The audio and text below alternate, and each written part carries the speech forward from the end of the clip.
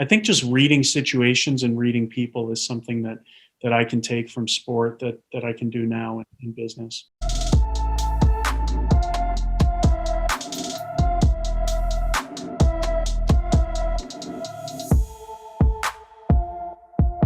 Ladies and gentlemen, welcome to the Sports to Business podcast. Today we have a special guest, TJ Galiardi. I'm so excited to have you on the show.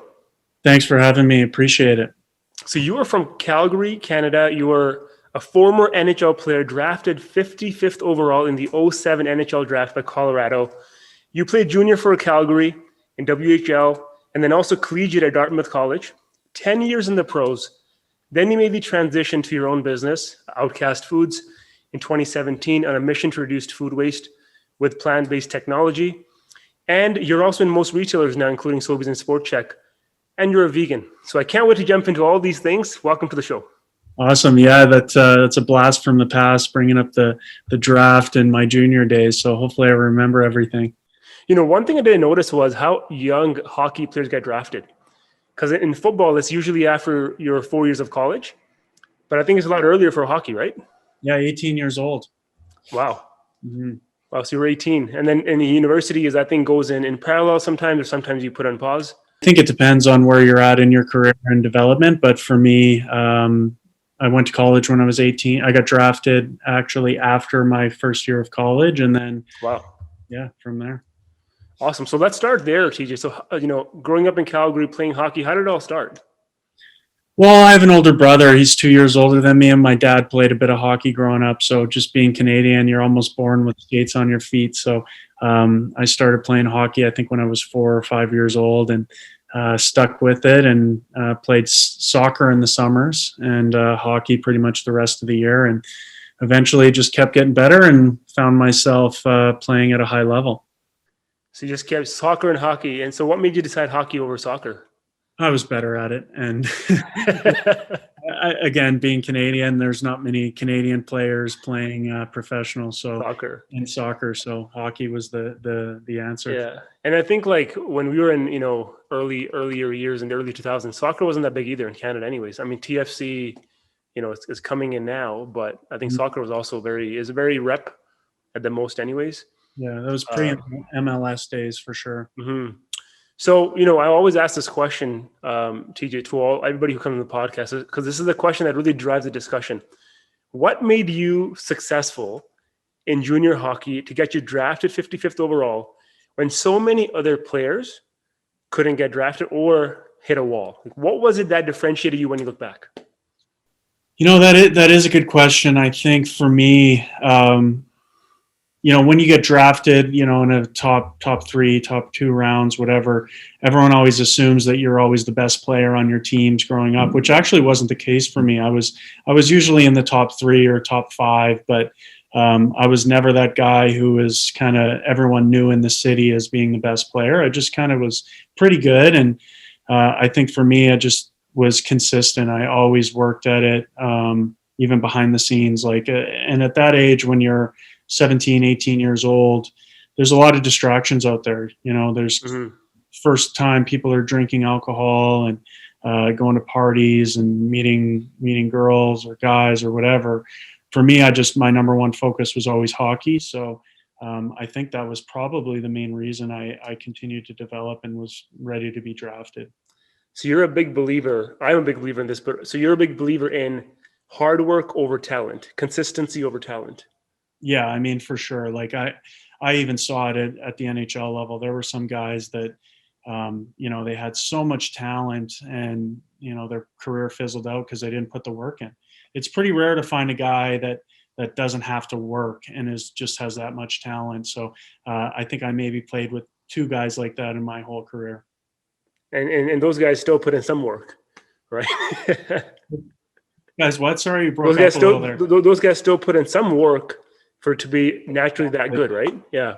Yeah. I mean, I think one guy I played with that I never saw in the gym once was Dustin Byfuglien, but I think he's just one of those naturally gifted guys that, he'd be at testing in camp where everyone works all summer for, and he'd have the best numbers on everything, even though he was just drinking beers and fishing all summer. Yeah. I was in the same boat as you. Because I knew, like, you know what, like a lot of the testing that happens at the combine. I'm probably not going to make the big numbers, but whatever. Keep trying, keep going. But then you see some guys who just show up and put up like 30, 40 reps on the 225. It's like that's unfair. Yeah, That's just I wasn't one of those guys, that's for sure.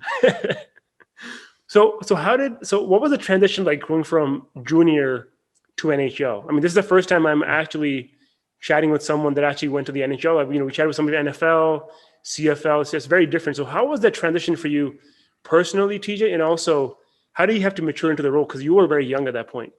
My first year in the draft, I didn't get drafted. So in the NHL, if you get passed through, you can go into it again the next year. So for whatever reason, I didn't get drafted, and then I went to Dartmouth, played there, had a really good season, and then ended up getting drafted right out of there. But from there, I don't think I was ready for the NHL. Definitely not. I was like 160 pounds, 6'2". Still had a lot to learn. So I actually went from there and went back to Calgary, and I played on the Hitmen in the WHL. So that was a huge year of development for me. I three three of our coaches, they had all played in the NHL. All three of them, I think, got to 1,000 games. So I learned a lot that season, and that was integral for me to make that step and be ready to go to the NHL and just get bigger, get Yeah. stronger, smarter. So how important is it, TJ? Because you bring up a great point, right? How important is it to find mentors or coaches who've been there and done what you're looking to do, and maybe taking a step back to develop some of your foundational skills? Because truly deep down, you know you're not ready. Is like a lot of guys, I think they might rush into things, whether it's business or football or hockey. People tend to rush into things thinking that they're fully developed. So, what are your thoughts on that? And you saw it firsthand in Calgary, right? Oh yeah, for sure. I mean, I think I got a good eye opening when I went to my first NHL camp. I was looking around and thinking, wow, I'm definitely not ready for this. So um, luckily, I had that attitude where I knew there was more to be done to be ready. But you're right. Some guys go in and they're like, hey, I should be on the first line. I should be on the power play. I should be ready right away to be in the NHL or professional, whatever it is. And it's not the case. So um, I think I was lucky in kind of how everything worked out for me, but I'm glad you bring up business as well with that, because it's the same thing, right? Like, you go into a meeting and there's, let's say you're a rookie in a sense, or you're like who really had no business being in business and had to learn from the ground up, right? So it's the same thing. You really have to just kind of sink your teeth into the development and just be humble enough to try to learn. And that's the word, right? It's being humble and then being self-aware Mhm. that you are good, but you still have to put in some work Yeah. before you can really put into next gear. That brings up the next point. I love we're on a roll here. Discipline. How did that play a part in your personal life and even now in your business? I mean, discipline's probably the most important thing you can have, right? Because there's always distraction. There's always an excuse, or what I heard it called before is an off ramp, which I love, because there's always, if you're working your way down the highway of success or of happiness, whatever you want to call it, there's easy off ramps all the time. Especially in sports and in business, you could just take the easy way out, or whatever, I'm just going to skip this call, or I'm going to skip this workout. But it takes that commitment all the time and just pounding the pavement in order to have success. Do you believe that putting in those extra reps, putting in those extra calls, that extra little bit of time that only you see, this off season for you, right? I love to call it the off season. Do you Mhm. believe it adds up significantly for you to really differentiate yourself over time? For sure it does. Yeah. It's funny because the translation between business and sport is just like, it's I can't emphasize enough how similar they are. It's like you said, with that extra workout, it's almost in business. It's that extra email you can send to someone, or that extra step in getting to know someone a little more on a personal level. And it's all relationships too in business. So it definitely makes a difference. And then some of those things, like you plant a small little seed, and before you know it, it comes together to be something that could be a huge differentiator in your business. And I've seen that firsthand, and it's just so cool to see it happen. Yeah, I think it's really cool when you see something you were doing, and I think taking step by step, and then you're like, holy shit, this thing that I was working on the side is now coming to fruition. It is really great feeling, right?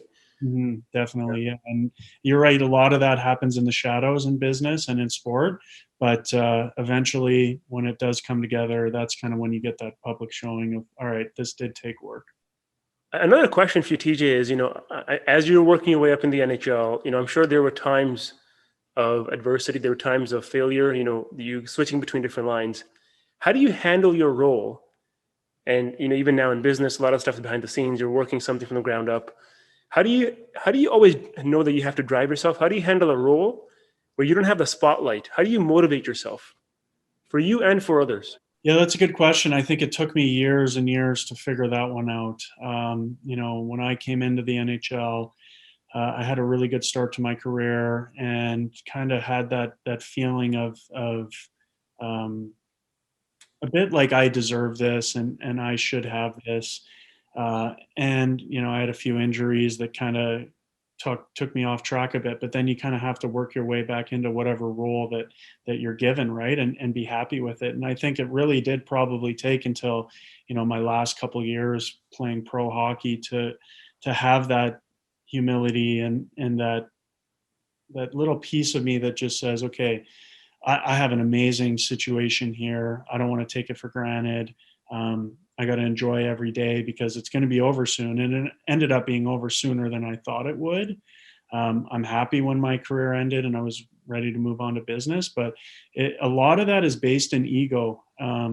That's the biggest thing that I found is when I was able to step away from the ego of, hey, I should have this, and I deserve this, into just being grateful for what I had. Life got a lot better. Yeah. So don't have a big head. Don't have ego. Mhm. And if you can learn that at a young age, that's going to be beneficial. Oh yeah, I don't think many do learn it at a young It's, age. it's, it's tough. I'm still battling it every day. Now, what would be some of the values, right, that you've learned? Now, let's looking at because when I played football, it was very fast, and I only played at college. I look back, I'm like, I'm using these principles now in business. So when you started your transition, TJ, what were some of the values that you're like, holy shit, this has almost become part of you now because you played hockey that you brought over to your business side? Yeah, I mean, there's the ones, I like seeing the hard work and the Yep. grit. I mean, those things are a given, right? Like you're always going to have that. But there's other things, right? Like personal skills of just being able to work in a team. That's huge. That goes to business and just being friendly and likable. I don't know how many times we've gotten business just because of the fact that we're fun to be around. Myself and my co-founder Darren. I think if you're in a position as a business where you're constantly being pitched to, it goes to the next step. It's, do I like this person? And I think you get a lot of that from sport. I mean, football, I think, what is there, 56 guys on a team or something Hmm. like that. So you're dealing with a lot of personalities. You have to find a way to mesh in between that. Hockey, it's 25. So I think that's something that's definitely transitioned to me into business and something that's probably not talked about that often. Yeah, it's definitely not something that people talk about. So let's talk about it. How do you handle someone you don't like? I've had people I hated on the team, but you have to be professional Yeah. because there's something bigger at stake. What do you do in your what do you do? Maybe a story, TJ. You know what? It's a good question, and I'm glad that you were just bold enough to say that there were guys on your team that you didn't like, because I think a lot of times people don't talk about that. But I played on four different organizations in the NHL. So I got to play with plenty of different characters and guys. And I mean, the fact of the matter is, you're not going to like everyone. There's 25 people, or in your case, over 50. So it's impossible to say you're going to really like everyone. What I would always try to do is just, even if it was one small thing, try to find a way to connect with them.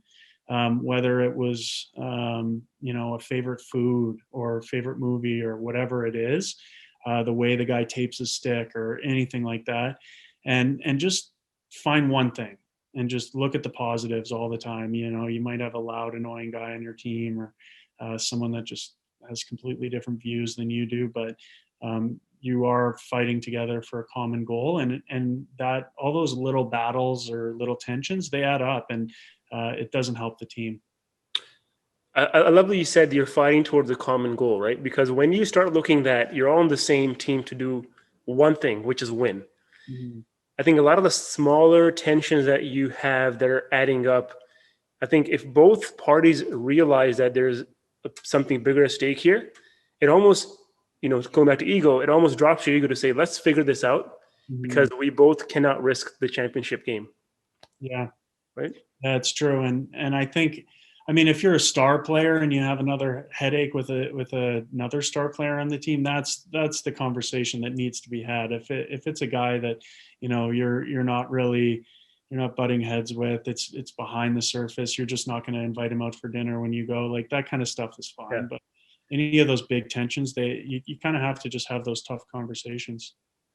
I love the concept of teams and relationships, TJ. So let's talk about this. You've been in many different teams for organization NHL. You played hockey for a lot of years. Have you seen where your team or other teams in the NHL had a lot of great star players, but they couldn't become a superstar team? They didn't play well together. Because a lot of times in business, right, I've seen people say, I'm going to hire the best of the best in all my different positions. I want X number of years experience, X types of skill sets. But when you bring these people in, if they don't gel well together, the team is not going to get anywhere. So I'm sure you've seen some examples of that. Oh yeah, for sure. I think of the example when I got traded to San Jose. I looked at the roster basically the day I got traded there, and I was shocked at how much talent there was on the team, and so excited when I went there. And to be honest, when I went there at the deadline, I was disappointed because it was that situation where there was a lot of tension on the team. There were guys kind of like little cliques that didn't even talk to each other, and you know we had all these high hopes and got there, and I think we didn't get swept, but we lost in 5 in the first round. So it was one of those things that was addressed in the off season. And I think just by open conversations, I talked to the GM and he said, what's your take? And I said, guys just don't like each other here, and you can't win if that's the case. And it's the same thing with business. If you're not meshing with your team, you really have to take a step back and reassess how to make it work. So what can someone, TJ, do who is not in a position of authority, but is maybe one of the players? What can that person do? I mean, you talk to the GM, you express your views. What can someone do that knows that, hey, this team can be so much better, but there's something going on? So what should be the step that someone takes? Yeah, I think it's all about the culture, right? So with our business, we try to always have that open door policy where if someone is feeling something like that, they can just come in and talk to me or talk to Darren and say, okay, here's a situation. Like I'm not feeling like I'm part of the team, or butting heads with this person, blah blah blah. And it's just really about having those conversations. For me, when I was in my playing career, I mean, I never had the say to go in and say, this guy's a cancer, let's trade him. Like that was never something that I had the power to do, and I don't think I would have anyway. But Mhm. it did take a step for me to be able to just be honest with the GM and say, hey, here's what I saw. I was basically a new face that was brought in, and this was my view on the team. And to his credit, I mean, he made some changes in that offseason, and the next year it was crazy. The team, everyone on the team loved each other, and you know Amazing. we made it to game 7 of the second round, and wish we would have gone further, but it's just it's crazy what a few little tweaks can do. That's awesome. So let's transition now, TJ, after you ended your career, right? So how did you start Outcast Foods?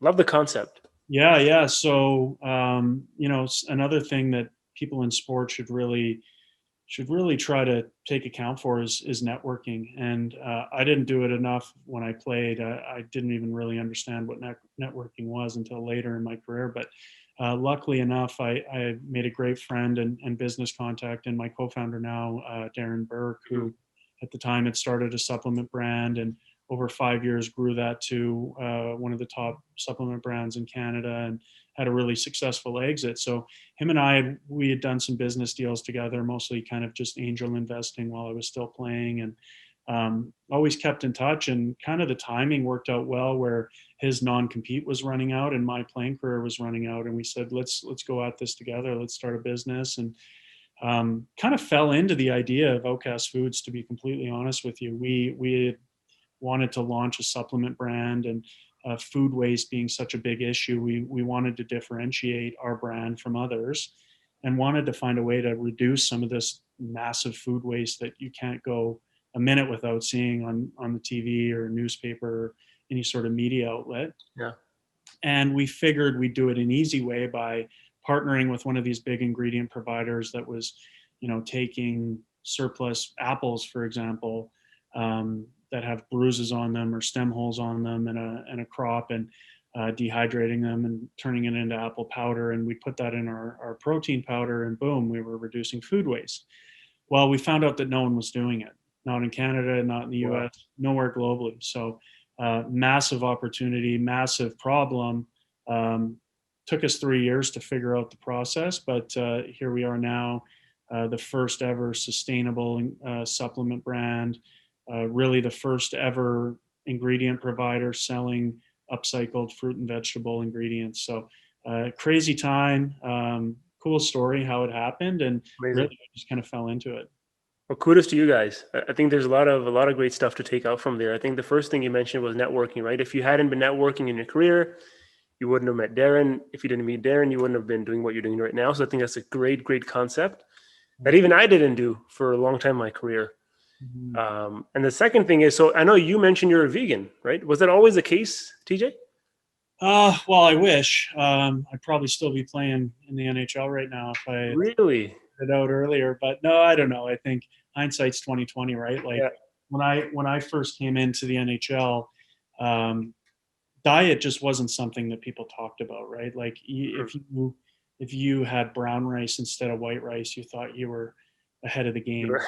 When I was coming in, like pregame meal was, white pasta, a chicken breast that was basically boiled, with like, Alfredo sauce on it and a glass of milk, right? So, and then near the end of my career, it was really kind of starting to transition because guys were thinking, if I can give myself the slightest edge, and if I can do that through diet, why not? So Mm-hmm.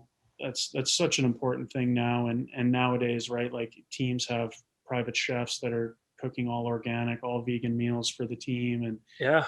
really taken a step from where it was when I was first coming into the league. I was going to say, I think the Tennessee Titans have 8 players that are actually vegan. I remember hearing about that. Yeah. I'm still in touch with plenty of NHL teams, with guys that I played with, or with some business that we deal with our supplements. And, you'd be hard pressed to find a team that doesn't have, I'd say, at least half a dozen guys on it that are vegan. Wow. It's just something that, a lot of guys don't bother talking about because they just want to focus on their game. And, it's something that I think it's still in its infancy, this whole veganism, where, people will attack you for it in a way in sports. If you were to say, oh, like let's say Austin Matthews, for example, if he were to come out and say, yeah, I'm vegan, and he has a bad game, people might be like, oh, Because he didn't eat meat. whatever, right? So they don't even bother. They just go about their way and see how they feel. So I ate a lot of meat. I think, I grew up in this thing, you got to have a lot of red meat, everything you can have. Because I was 290 pounds, 295. And then, I lost 80 pounds drastically after. But I actually turned, vegetarian a year and a half ago. I just decided one day, I'm like, you know what? I'm not feeling great. I think, it's probably because of the age. I'm over 30. I don't know what it was. And it was like, I gotta make a switch. And over one day, I just stopped eating all meat, and I felt more energy, personally. And I also dropped like 6-7 pounds in a week, and I actually felt leaner. And I'm still working out. I'm still, I'm not sore, so personally, I'm still recovering as fast as I could, have your supplements. I went to some of the vegan supplements as well. For me, so it's been great, right? I wish I had known about it sooner. Nobody talks about nutrition at the university level either. So I think similar story. Yeah, no, it's great. I think for me, it was similar, where I kind of started to take things out. my wife was actually, we weren't married at the time, but she was vegan before vegan was really even a thing. Wow. And I started just taking a few things out. I started with red meat, and I started to feel better, and then took out milk and dairy, and started to feel better. And then before I knew it, I just said, "All right, I'm gonna stop everything." And just amazing how much better I feel, how much better I sleep, recover. I feel good every single day. That's It's great. awesome. I'm not sore. It's part of the reason is I'm retired for sure now, but I'm still really active. Work out every day. Try to go in the sauna. Was what we were talking about Yeah. before we started here. That's why I'm a little red. I just got out of the sauna, but that stuff's important in business too, right? Like you'll go crazy if you're just always focused on the task at hand all day, every day. You kind of got to be able to get away from it a little, and whatever way that is for you, whether that's running or meditating or getting in the sauna like I do. So um, it's just part of being able to keep yourself consistent. So let's actually dive into that a little bit, TJ. You bring over a lot of concepts from hockey. So, you mentioned you do your workouts, it keeps you away. You're not always just hard pressed on one task, right? Mhm. How does that help you in business? And also, what can others do that feel, and I sometimes fall in the trap as well, because, in football, hockey, whatever it is, it's all about hard work, hard work, hard work. Mhm. But sometimes if you keep working hard on the same thing every single day without progress, you might hit a wall, you might burn yourself out, you might quit. So how do you actually make yourself find the balance? And what are some of the cues that you've used from your, hockey, the rest, workout, nutrition, having a balance?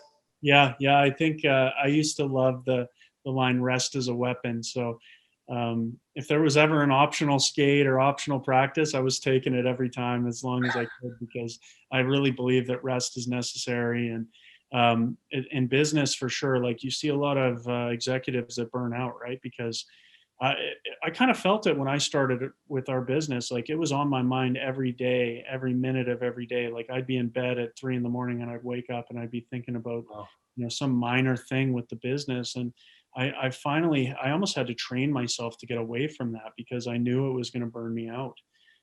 Which isn't really a good thing, especially when you're running a startup, and um, you got a lot on the go. You got a lot of people counting on you, investors, so on. So for me, I kind of just I had to find time within every single day to get that sweat in and get away from my phone, um, kind of disconnect a little, so I could just, I like to call it my reset button when I work out and I hit the sauna. Awesome. Now, on the business side, then, so what are some of the things that you've used, TJ, on from hockey? Whether it's strategy that you've learned, the way I think a lot of people don't realize that hockey is a very strategic game, right? The way you have strategy, the way you even like I think for the normal viewer, like the power play, for example, just seems a bunch of guys shooting Mhm. the puck around, but there's so much strategy that goes behind that.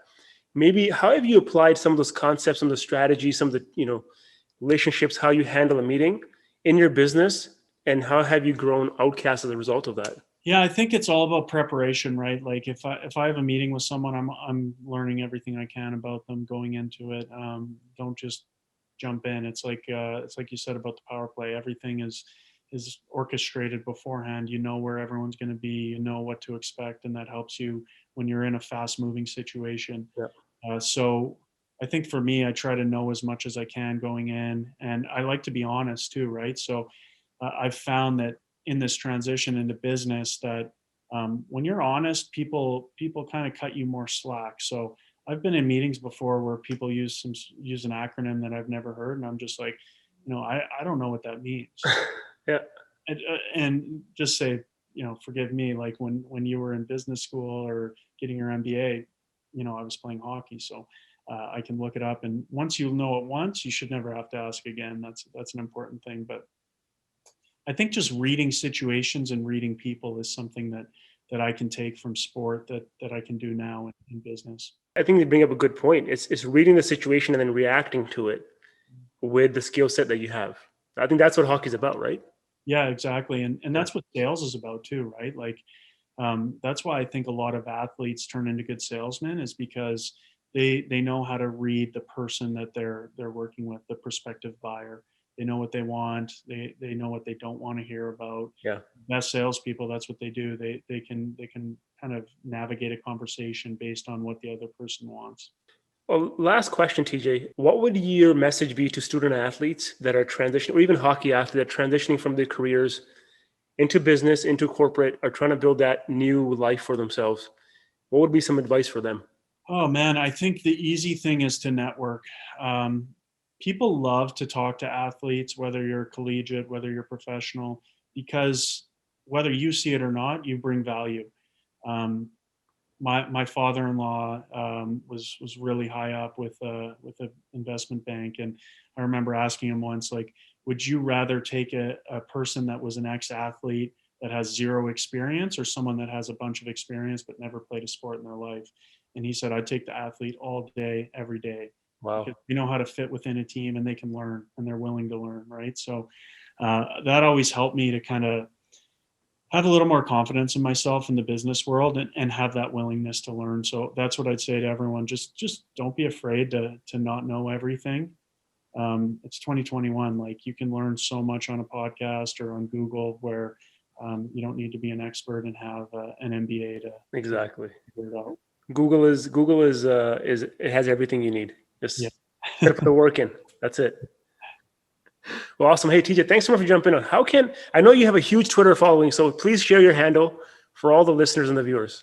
Yeah, it's just TJ Galiardi. So Galiardi. I'm on there, and then I have a small Instagram that I don't really do much on, but I'm also on there. Same thing, TJ Galiardi, and our business is Outcast Foods. So outcastfoods.com. Check it out.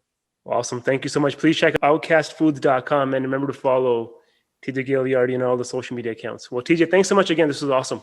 Yeah, Tanvir, was awesome, man. I appreciate the time, and we'll continue to watch the podcast and see it grow. Appreciate it, man. Thank you. Team, remember to like, subscribe, and share with a friend, and visit tanvirvango.com for a ton of free content and exercises.